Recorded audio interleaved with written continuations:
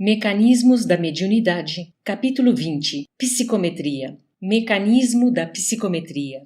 Expondo algumas anotações em torno da psicometria, considerada nos círculos medianímicos por faculdade de perceber o lado oculto do ambiente e de ler impressões e lembranças ao contato de objetos e documentos nos domínios da sensação à distância, não é demais traçar sintéticas observações acerca do pensamento, que varia de criatura para criatura, tanto quanto a expressão fisionômica e as marcas digitais. Destacaremos assim que, em certos indivíduos, a onda mental, a expandir-se quando em regime de circuito fechado, na atenção profunda, carrega consigo agentes de percepção avançada com capacidade de transportar os sentidos vulgares para além do corpo físico no estado natural de vigília. O fluido nervoso, ou força psíquica, a desarticular-se dos centros vitais, incorpora-se aos raios de energia mental exteriorizados, neles configurando o campo de percepção que se deseje plasmar, segundo a direção da vontade, conferindo ao espírito novos poderes sensoriais.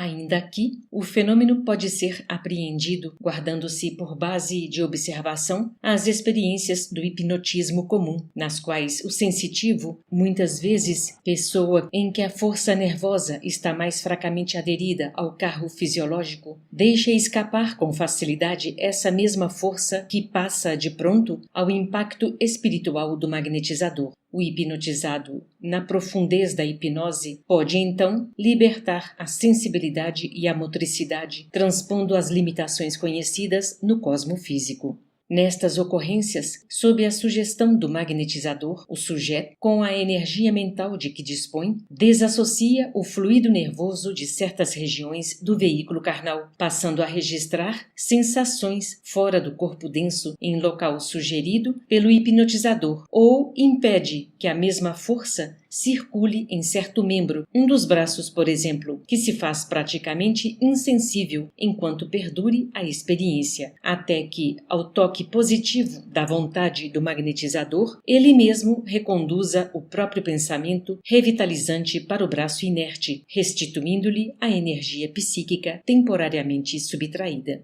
Psicometria e reflexo condicionado. Nas pessoas dotadas de forte sensibilidade, basta o reflexo condicionado, por intermédio da oração ou da centralização de energia mental, para que, por si mesmas, desloquem mecanicamente a força nervosa correspondente a esse ou aquele centro vital do organismo fisiopsicossomático, entrando em relação com outros impérios vibratórios, dos quais extraem o material de suas observações psicométricas. Aliás, é imperioso ponderar que semelhantes faculdades, plenamente evidenciadas nos portadores de sensibilidade mais extensamente extroversível, esboçam-se de modo potencial em todas as criaturas através das sensações instintivas de simpatia ou antipatia com que se acolhem ou se repelem umas às outras na permuta incessante de radiações. Pela reflexão, cada inteligência pressente diante de outra se está sendo defrontada por alguém favorável ou não à direção nobre ou deprimente que escolheu para a própria vida. Função do psicômetra. Clareando o assunto quanto possível, vamos encontrar no médium de psicometria a individualidade que consegue desarticular de maneira automática a força nervosa de certos núcleos, como por exemplo os da visão e da audição, transferindo-lhes a potencialidade para as próprias oscilações mentais. Efetuada a transposição, temos a ideia de que o medianeiro possui olhos e ouvidos à distância do envoltório denso, acrescendo muitas vezes a circunstância de que tal sensitivo, por autodecisão, não apenas desassocia os agentes psíquicos dos núcleos aludidos, mas também opera o desdobramento do corpo espiritual em processo rápido, acompanhando o mapa que se lhe traça às ações no espaço e no tempo, com o que obtém, sem maiores embaraços, o montante de impressões e informações para os fins que se tem em vista. Interdependência do médium. Como em qualquer atividade coletiva entre as pessoas, é forçoso convir que médium algum pode agir a sós no plano complexo da psicometria. Igualmente aí, o sensitivo está como peça interdependente no mecanismo da ação. E, como é fartamente compreensível, se os companheiros desencarnados ou encarnados da operação a realizar não guardam entre si os ascendentes da harmonização necessária, claro está que a onda mental do instrumento mediúnico, somente em circunstâncias muito especiais, não se deixará influenciar pelos elementos discordantes, invalidando-se, desse modo, qualquer possibilidade de êxito nos tentames empreendidos. Nesse campo, as formas-pensamentos adquirem fundamental importância, porque todo objeto deliberadamente psicometrado já foi alvo de particularizada atenção. Quem apresenta ao psicômetra um pertence de antepassados, na maioria das vezes, já lhe invocou a memória e, com isso, quando não tenha atraído para o objeto o interesse afetivo no plano espiritual, terá desenhado mentalmente os seus traços ou quadros alusivos às reminiscências de que disponha, estabelecendo assim recursos de indução para que as percepções ultrasensoriais do médium se lhe coloquem no campo vibratório correspondente.